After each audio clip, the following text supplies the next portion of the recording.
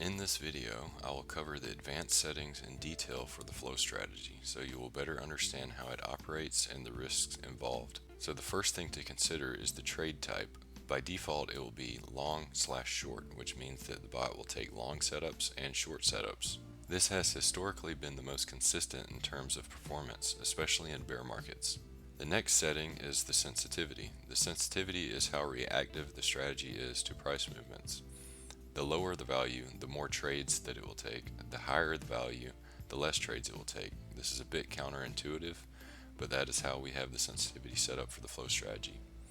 During strong trends, lower sensitivity values will perform better since it takes more trades in the direction of the trend after brief consolidations. Whereas in choppy sideways price action, the higher values perform better since it takes less trades, hence avoiding being chopped up. A quick disclaimer, the backtest results that I show in this video are used to explain the difference in performance depending on how the settings change. For the up-to-date actual performance, follow the link in the description or at the end of this video to the flow strategy page on the Lambot website. Here is an example of sideways price action the first 5 months of 2022. With a higher default sensitivity value like 4.6, you can see the strategy did a good job of treading water and squeaking out a slight profit of 1.88% with a total of 18 trades. However, if I change the sensitivity to something on the lower end like 2, the strategy takes 64 trades and loses 46%. So with 4.6 as the sensitivity, we're able to keep drawdown low during these choppy environments while we wait for the next big trend to develop. So going on to the next setting, it is compounding. By default, this is on, so it means that each trade bases the position size on what your current account balance is. So as your account balance grows, the position sizes will increase proportionally. So you have the potential of exponential growth on your account. If this is not on, your position size will only be based on your initial starting account balance. So here is an example. This is a backtest range going back to the beginning of 2020 until present. And you can see that the net profit is 704% with a max drawdown of 20%. And this is with compounding on. Now if we turn compounding off, we end up with a net profit of 322%, which is roughly half of what the compounding profit was, and a max drawdown of 14%, which is less, but you're essentially sacrificing double the profit for a little less drawdown. Next is the risk percentage. This is a very important setting when it comes to your risk tolerance. This setting is what controls your position size for each trade, therefore the amount of potential profit and drawdown you could experience. The higher the risk percentage, the larger the position size and the higher the potential profit/drawdown. The lower the risk percentage, the smaller the position size and potential profit/drawdown. By default, it is 5%, which historically has meant less than 25% cumulative drawdown when there is a losing streak. To see an example of this on the backtest, you can see this is the same one from just a minute ago, where I showed the backtest from the beginning of 2020 to present, where the profit was 700% and drawdown was 20%. This was with a 5% risk. Now if I change the risk to the max allowable setting that we have, which is 10%, the profit is then 2,098% and the drawdown is 37%. Now let's go to something low like 1% risk. Now we only have a profit of 78%, but the drawdown is extremely low at just 4.3%. So ultimately this comes down to how much you're willing to risk and what your tolerance is with the account you have Lambot trading for. One other thing I need to mention about the risk percentage is that when a trade is triggered, it uses the risk percentage you have selected and an invalidation level set by the strategy to calculate your position size. So what that means is the invalidation level sizes your position so that you will lose the risk percentage you have selected in the case that it gets crossed. However, since this strategy uses candle closes to trigger trades, if it moves quickly against the entry within a candle to where by the time it closes it is beyond the invalidation level, it will close the position at a greater loss than the risk percentage you have set. Although with just the default 5% risk, the position size is normally only about 1x the account balance on average, so the loss in these events normally doesn't exceed 6 to 7%.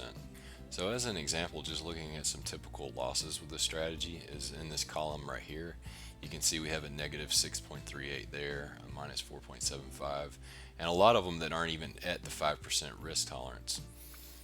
We can scroll down and we can see some that are a little over 5 there. There's one that was about 7.64%. So you can see that You'll go over 5% sometimes, but since the position is 1x your account balance on average, the candle would have to move quite sharply against you before it closes for you to lose much more than 6 to 7%. As you can see, the losses can be higher than 5%, and it is accounted for in this backtest history. We considered using a static stop loss to ensure the invalidation level never gets crossed, essentially making the max loss per trade your risk percent. But this has a much worse performance on the backtest, so for that reason we allow the invalidation level to be crossed until the candle closes. One way we can limit the risk in the event of a black swan, or if you lose connection to the exchange with your bot and the position cannot close near the invalidation level, is to limit the position margin percent. And so that is the next setting we're going to look at. So the value for this represents the loss in the worst case scenario. The default we use is 25% margin for every trade. So if for whatever reason there is a black swan event or you lose connection to the exchange, your loss is limited to 25% of your total account balance. I want to emphasize this has not happened in the last 5 years worth of backtest data, although that does not mean it is impossible. It just means it is very unlikely. So long story short, if you're okay with the cumulative drawdown from the backtest, then keep 5% as the risk. If you would like the likely drawdown to be half of what you saw in the backtest, then use half the risk, so use 2.5%. As for the position margin percent, we recommend 25%, and there really isn't a reason to go higher unless the funds on the bot are expendable. Okay, so going back up, the increased risk percentage I skipped over.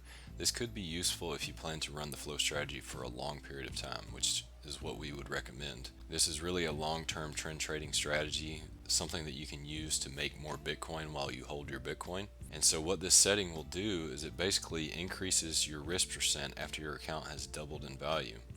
So this allows you to increase your chances of exponentially growing your account by increasing your position size to meet the new risk percentage. So for example, if you use 5% as your risk percentage, then once your account has doubled in size, whether that be 6 months or a year from now, then what this increased risk percentage would do is whatever you have that set to, then it would tack that on to your risk percentage.